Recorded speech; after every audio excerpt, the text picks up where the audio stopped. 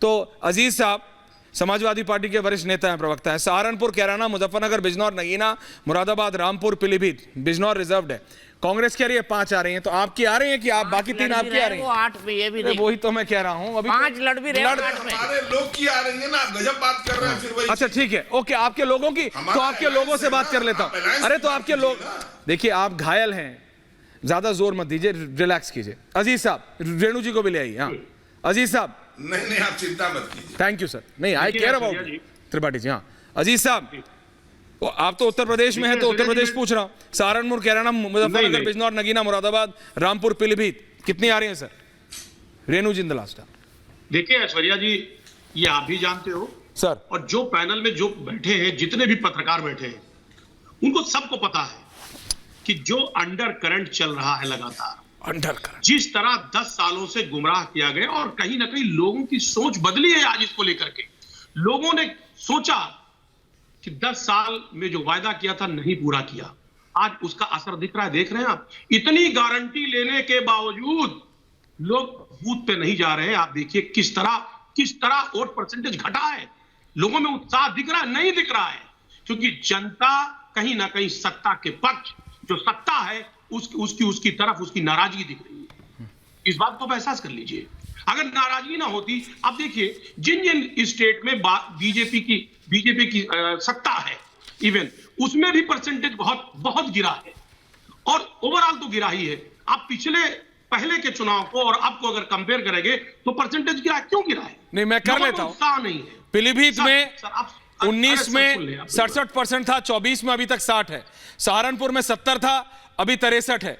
कैराना में 67 था, अभी 58 है। मुजफ्फरनगर में 68 था, अभी 54 है। बिजनौर में 19 में 66 था, अभी 54 है।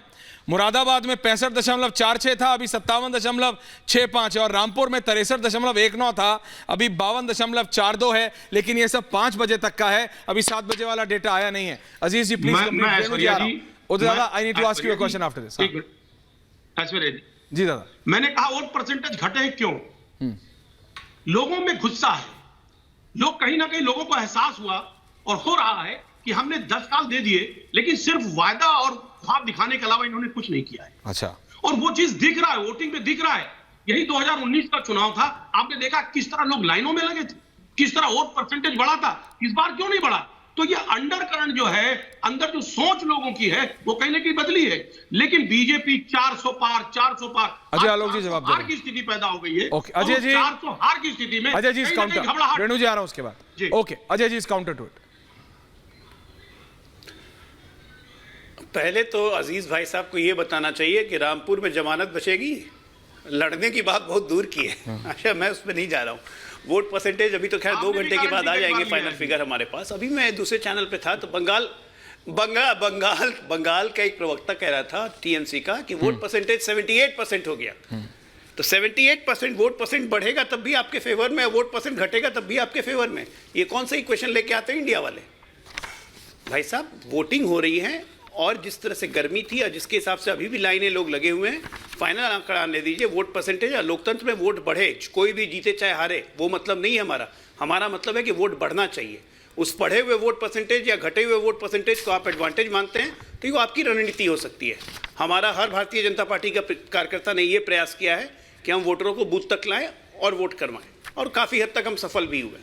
परिणति क्या होती है ये 4 तारीख को पता चलेगी। लेकिन एक चीज़ तो तय है, मुद्दे चाहे डेवलपमेंट हो, विकास हो, मुद्दा चाहे हिंदुत्व हो, मुद्दा चाहे तुष्टीकरण हो, वोट इसी 3 चीज पे पड़ा है। अजीज साहब, मैं खुल के कह रहा हूं, इन्हीं 3 चीजों पे वोट हुआ है।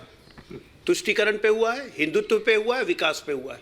और तीनों मॉडल में आप अपने आप को कहां पाते हैं, रिजल्ट आपको मिल जाएगा। अजीज जी, ओके, क्विक आंसर अजीज जी, बोलिए अजीज साहब। देखिए अजय आलोक ने खुद इस बात को कह दिया, हिंदुत्व पे वोट पड़ा है, धार्मिक उन्माद पे वोट पड़ा है। देखिए इसी के इंतजार में थे, तुष्टीकरण के इंतजार में थे, और 10 साल की उपलब्धि पर ये बात ही नहीं कर पाए। माननीय मोदी जी ने इतने भाषण दिए, लेकिन कोई उपलब्धि पे बात नहीं। तुष्टीकरण नहीं, उपलब्धि पे बात की। क्यों उपलब्धि पे बात नहीं की? उपलब्धि है ही नहीं।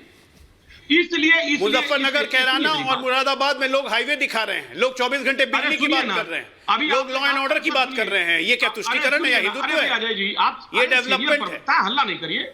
अपने टर्न पे बात करिए। आपने कहा बंगाल में 77% वोट पड़ा है। जी, मैं कह रहा हूं हमने विकास के साथ विरासत का काम सुन किया लीजिए है। सर सुनिए ना, हमने कहा कि जिन जिन स्टेट में बीजेपी है वहां वोट परसेंटेज घटा है बड़े लेवल पे। आपने देखिए बंगाल में बढ़ा है, जाहिर सी बात है बीजेपी के खिलाफ बढ़ा है। तो इस स्थिति क्यों पैदा उदय मोहरकर, दीपक चौरसिया, समझिए आप कहना है उदय मोहरकर, दीपक चौरसिया, रेणु मित्तल एंड ओमकारेश्वर पांडे जी। मैं आ रहा हूं, दादा आ रहा हूं। रेणु जी अभी तक बोलिए। Renu ji, this is what you and me were discussing on our English channel. आप तो कह रहे थे कि जरूरी नहीं है कि मोदी के फेवर में हो, लेकिन अभी देखिए विपक्ष ये कह रहा है, but I want a genuine analysis from you. विपक्ष कह रहा है भाई ये सब जो वोट कम पड़ा है वो भी उनके लिए, अभी वो कह रहे हैं बंगाल में ज्यादा हुआ है वो भी उनके लिए। तो बीजेपी कह रही है भाई सब कुछ तुम्हारा थोड़ी हो सकता है, कम है तो भी तुम्हारा, बड़ा है तो भी तुम्हारा। तो क्या बीजेपी झुंझुना बजा रही है 10 साल से? देखिए, मेरा बिल्कुल क्लियर मानना है इस बार कि एक तो कोई वेव नहीं है इस इलेक्शन में, न बीजेपी के फेवर में और खिलाफ में तो वेव नहीं है, पर अंडर करंट जरूर है। आप यूपी में जाइएगा तो आप देखिएगा कि कैसे लोग जो है वो चुप हैं, बोलना नहीं चाहते क्योंकि डरे हुए हैं। आपने कि देखा दिल्ली में क्या हो रहा है, केजरीवाल को जो जेल में डाला उसके ऊपर जो गरीब है बहुत जबरदस्त रिएक्शन है, पर बोल नहीं रहा है। आपका घर का ड्राइवर हो, माली हो, चपरासी हो, चौकीदार हो, ये सब है। तो इसमें जो है ना जो ये फ्रीबीज बांटे गए हैं इसका फर्क पड़ता है। बीजेपी साउथ को नॉर्थ से कंपेयर करती है, वही सनातन, वही इश्यूज, वहाँ रिजर्वेशन बहुत पहले हो गया, ब्राह्मण बहुत पहले छोड़ के चले गए तमिलनाडु, वहां का पूरा कास्ट डायनामिक्स बदल चुका है। आप क्यों नॉर्थ को सुपर इम्पोज कर रहे हो साउथ पे? आपने जो है वहाँ लोग पढ़ते हैं, पढ़े लिखे हैं। एक minute okay please, okay complete, please complete ma'am. पढ़े लिखे हैं, यहाँ की तरह नहीं कि आप रिलीजियस फर्वर और पैशन को लोगों में इंजेक्ट कर करके उनको अब कुछ दिखता ही नहीं है। साउथ में ये ट्रेंड नहीं है। आप साउथ जाएंगे, समझेंगे तो आप रियलाइज करेंगे कि it's a different ball game. तो आप वो मतलब जरूर आपने मेहनत करी है बीजेपी ने वहां पर, और मेहनत का असर आएगा, पर इस इलेक्शन में मेरा मानना है उदय जी दादा एंड देन दीपक दादा। उदय दादा, हाँ दादा, ओके रेणु जी पॉइंट टेकन। उदय दादा, हम एक माइक्रो लेवल पे हम इलेक्शन को एक माइक्रो लेवल पे देख रहे हैं, हमको एक मैक्रो लेवल पे देखना पड़ेगा कि कोई ऐसा क्षेत्र नहीं है जहां भारत ने माननीय नरेंद्र मोदी जी के नेतृत्व में प्रगति न की हो। आप फॉरेन पॉलिसी देखिए, आप उनकी पॉलिसीज देखिए, पानी की पॉलिसी देखिए, आप टॉयलेट्स की बात करें, अपन घर की बात करें, तो बेनिफिशियरीज क्या इस बात से बेखबर होंगे। तो मैक्रो लेवल पे आप देखेंगे तो एक माइक्रो लेवल पे हम डिबेट कर सकते हैं, मैक्रो लेवल के ऊपर पूरी बढ़त बीजेपी की बनी हुई है। प्राइम मिनिस्टर के अलावा कोई ऐसा नेता है नहीं देश के अंदर जो देश के प्रॉब्लम्स को सॉल्व कर सके।